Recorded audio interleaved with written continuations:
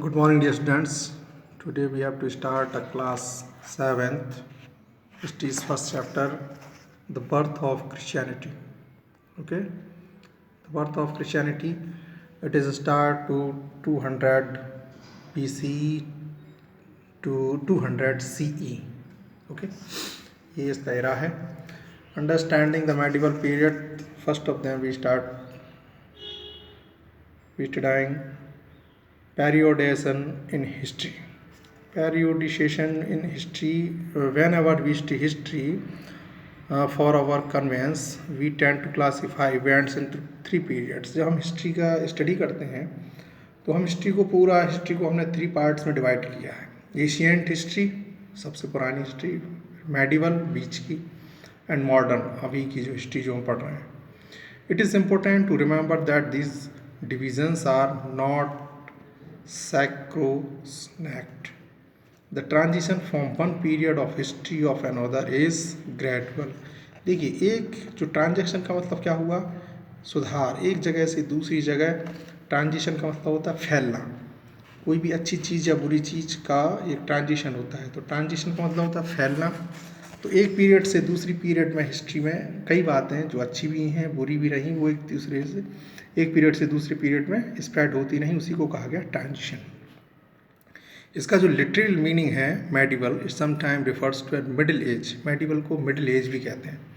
तो जितने भी ये रीबर्थ हुए हैं, रेनेसेंस हुए हैं, ट्रांजिशन हुए हैं, वे सारे के सारे मिडिल एज में हुए हैं. ओके, तो इट्स को एक तरह से डेरिवेशन मॉडर्न लैटिन फार्स है मीडियम ऑबम, इससे आया है middle age. Time frame the medieval age in Europe and India. Europe और इंडिया में हम अगर इसमें देखें फ्रेम में, तो क्या था, मेडिवल पीरियड इन इंडिया रफली extend from the 18th century C to 18th century. ये अगर हम इंडिया में देखें तो ये 8th सेंचुरी से लेके 18th सेंचुरी तक ये मेडिवल पीरियड इंडिया में चला, और एक कम से कम चला 600 सी to 1500 C. Since the medieval period, India covers a large span of time against divided in two broad division. और इस पीरियड में भारत में, इंडिया में, टू डिविजन्स में इंडिया डिवाइडेड हुआ, अर्ली मेडिवल पीरियड और late medieval period. Early medieval period का मतलब और पुराना, जो 18th सेंचुरी से पहले, ठीक, टिल 19th सेंचुरी. और लेट जो था वो था आपका एक्सटेंड फ्रॉम 13th सेंचुरी से लेके 18th सेंचुरी. ठीक. बिगिनिंग ऑफ क्रिश्चियनिटी, इसमें क्रिश्चियनिटी की शुरुआत कैसे हुई. Christianity begin with the birth of Jesus Christ. Jesus Christ के जन्म से ही इसकी ये शुरुआत होती है. Jesus of Nazareth in the early first century Palestine propagated of new faith.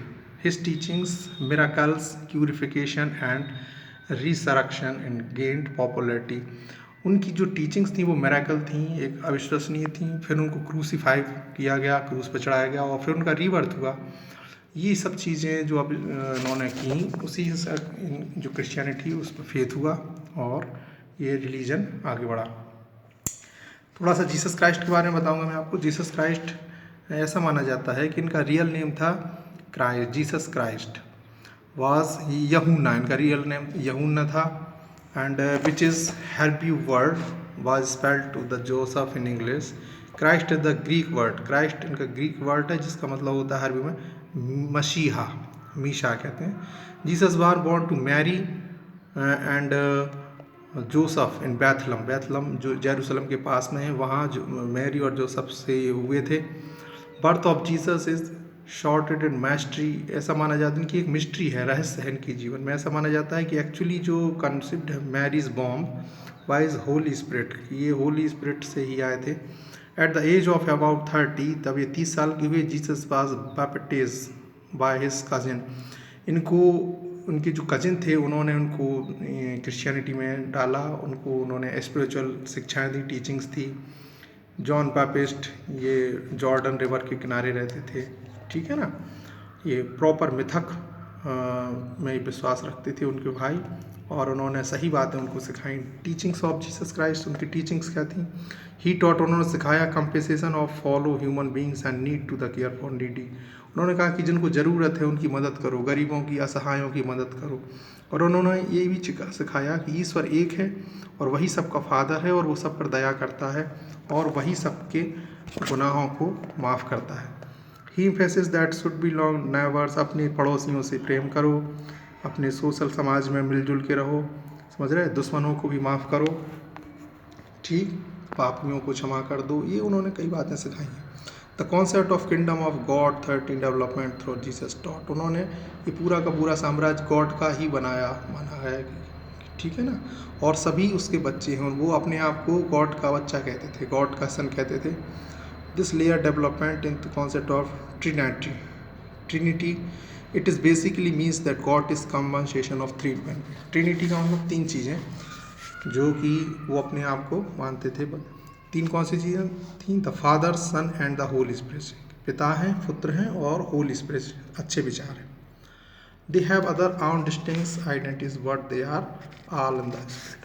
फिर कुछ लोगों को उस समय के कुछ लोगों को अच्छा नहीं लगा, उन्होंने कहा कि ये जो उस समय के जो किंग थे कि ये हमारे खिलाफ पब्लिक को भड़का रहे हैं, तो उन्होंने उनकी क्रूसीफाइड कर दिया, उनको क्रूस पर चढ़ा दिया, जैसा कि आप ये पिक्चर में देख रहे हैं, ठीक है ना, और क्रूसीफाई कर दिया और उन्हें सूली पर चढ़ा दिया गया, ठीक है ना। रिजल्ट ये हुआ, Jesus was arrested and charge with sedition for provoking people for rebellion के लिए वो भड़काने के आरोप में उन्हें क्रूसीफाइड कर दिया गया, इसको क्रूसीफिकेशन कहते हैं। क्लियर। रिसरेक्शन ऑफ क्राइस्ट, इसके बाद फ्राइडे के दिन वो उन्हें फिर से जिंदा देखा गया, ठीक है ना, ऑब्जर्व किया गया। इसको हम गुड फ्राइडे के रूप में मनाते हैं, जो अभी अप्रैल मंथ में निकली है गुड फ्राइडे, ठीक है। थर्ड डे आफ्टर, 3 दिन के बाद उन्हें जिंदा देखा गया, इसको रिसरेक्शन कहते हैं, ठीक है ना। और इस दिन ईस्टर के रूप में इनको मनाया जाता है। ऐसा माना जाता है कि ये अपने पीपल्स को फिर से देखने के लिए आए थे, ठीक है ना, फॉर 40 days।